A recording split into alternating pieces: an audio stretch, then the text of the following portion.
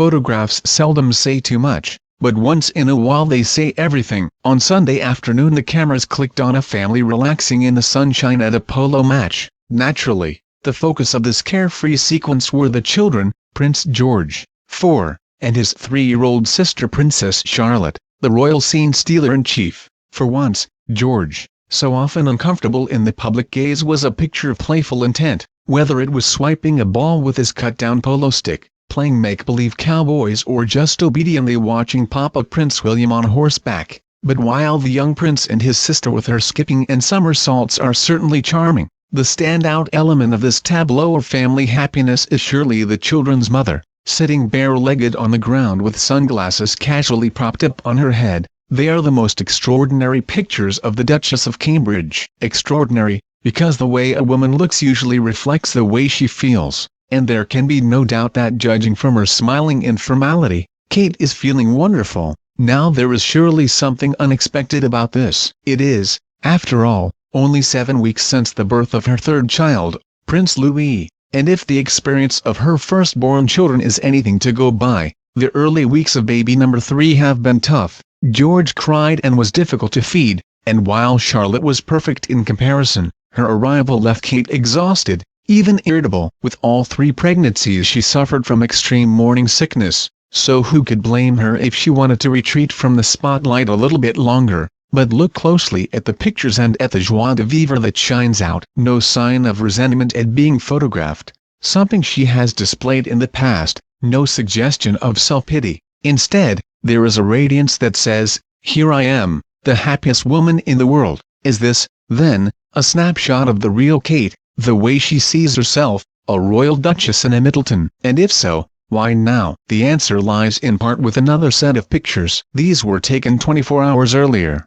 of the Buckingham Palace balcony for the Queen's official birthday celebrations. Trooping the color, in these, the slim Duchess, in a hat that seemed to elevate her height, stands in the front row next to her father-in-law Prince Charles, towering over him. She is looking completely at ease. Behind her is the Duchess of Sussex, slimmer and shorter, but in a dusty pink outfit that highlighted the honeymoon glow of her shoulders. The 2 women, relatives by marriage and neighbors at Kensington Palace, are the pin-ups of the royal family, both epitomes of style and whose every outfit provokes a sales rush. When Harry and Meghan gave their post-engagement interview, the prince spoke of the challenge the actress set. As he recalled, he told himself, "I am really going to have to up my game here." Harry, it seems, has not been the only one to up their game. In palace corridors they are saying that so too has the Duchess of Cambridge. Just take her clothes, the casual dress she wore for the family visit to Beaufort Polo Club on Sunday that displayed her open neck owed much to the bateau style Meghan chose, not just for her wedding dress but also at trooping. There is no doubt the couture chic of Meghan has drawn comparisons with Kate's more high-street look. In fact,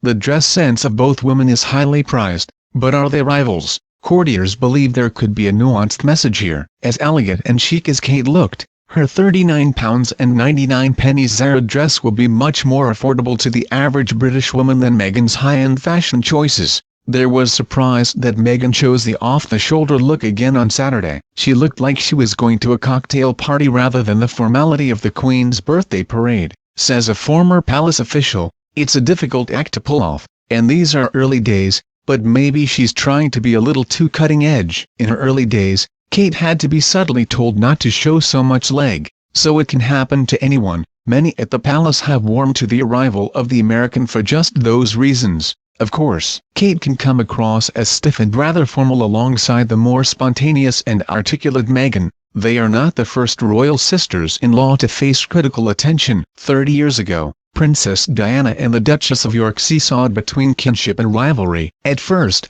the two were friends. Diana, remember, more or less introduced Sarah Ferguson into Prince Andrew's life, and after the Yorks' wedding they became close friends. But after 5 years of Diana, the public were bound to be intrigued by the new arrival. And they weren't alone. Charles famously once reproached his wife, saying, "Why can't you be more like Fergie?" The criticism stuck, and Diana told photographers, "You don't need me, you've got Fergie now." By the time of their separations they were reconciled, only to fall out again when Fergie brought out her memoirs. But this time there was no making up, and Diana was dead before there could be a rapprochement. Kate, of course, is not Diana, though Sunday's visit to the polo field is so reminiscent of the princess's own weekend visits with Harry and William to watch Prince Charles play in the 80s and early 90s, and any comparison between the Duchess of Sussex and Fergie starts and ends with the fact that Meghan too married a younger royal prince, who also happened to be in the armed services.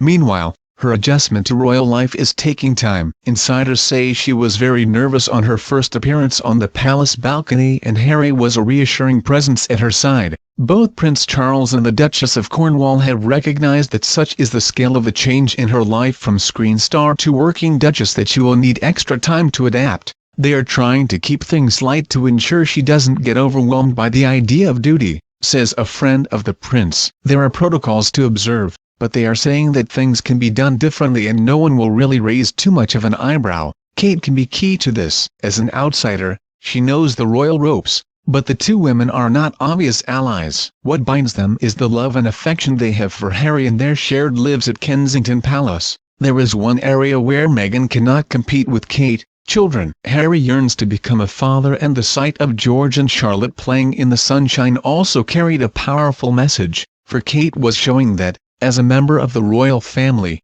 being a mother is the most important thing of all. So it may be that rather than Kate copying Meghan, Meghan will want to copy Kate.